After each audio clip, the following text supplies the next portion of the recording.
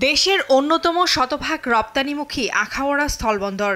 এ বন্দর হয়ে ২০২৪-২৫ অর্থবছরে বাংলাদেশ থেকে ভারতে রপ্তানি হয়েছে ৫১৪ কোটি ৫৪ লাখ টাকার পণ্য।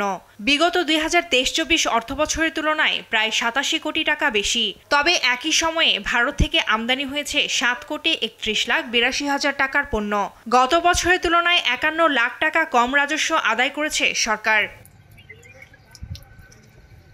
গেল মে মাসে স্থলবন্দরগুলো দিয়ে বাংলাদেশ থেকে তৈরি পোশাক সহ বেশ কিছু পণ্য আমদানিতে নিষেধাজ্ঞা দেয় ভারত সরকার। মোট রপ্তানি বাণিজ্যের অর্ধেক রপ্তানি হয় আখাউড়া স্থলবন্দর দিয়ে। এতে দুশ্চিন্তায়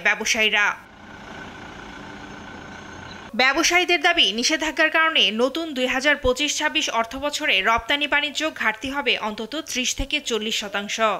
ঘাটতি পূরণে দুই দেশের কূটনৈতিক তৎপরতা বাড়ানো সহ বাণিজ্য সচল রাখার তাগিদ ব্যবসায়ীদের। ভারত সরকারের সাথে আমাদের সম্পর্কের উন্নতি হয় এবং পূর্বের ন্যায় আমরা রপ্তানি করতে পারি। আমাদের এই রপ্তানিমুখী বন্দরটাকে যেন প্রাণ ফিরে পাই, যেন আমরা আগের মতোই এই পণ্যটি রপ্তানি করতে পারি। এদিকে রপ্তানি বাণিজ্য বাড়াতে নিষেধাজ্ঞার বাইরে থাকা নতুন পণ্যের বাজার খোঁজার পরামর্শ এই রাজস্ব কর্মকর্তার।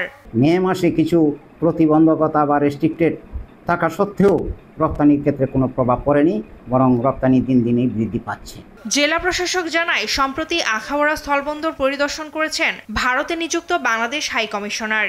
দুই দেশের কূটনৈতিক আলোচনা চলমান থাকায় দ্রুত সমস্যার সমাধানের আশ্বাস দেন তিনি। তার সাথে কথা হয়েছে এবং উনি জানিয়েছেন যে এই বিষয়ে কথাবার্তা চালিয়ে যাচ্ছেন। আশা করি অতি দ্রুত ডিপ্লোম্যাটিক ওয়েতে সমস্যার সমাধান করা যাবে। গত বছর সরকার পতনের পর বাণিজ্য রপ্তানিতে কিছুটা ভাটা পড়লেও দুই দেশের কূটনৈতিক তৎপরতায় বাণিজ্য ঘাটতি পূরণ সম্ভব হবে বলে মনে করছেন সংশ্লিষ্টরা। ফারজানা আফরোজ টুম্পা, নিউজ ডেস্ক, দেশ টিভি।